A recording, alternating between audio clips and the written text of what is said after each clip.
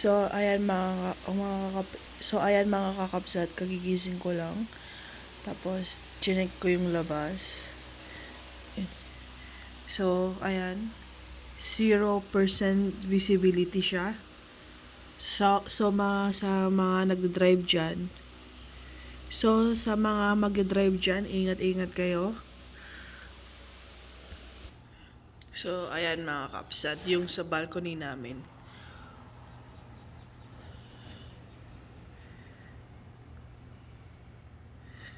Ayan, sobrang foggy niya. Hindi mo na rin makita masyado sa labas. Sobrang lamig. So, ingat-ingat kayo mga kakabsat kung lalabas man kayo ngayon.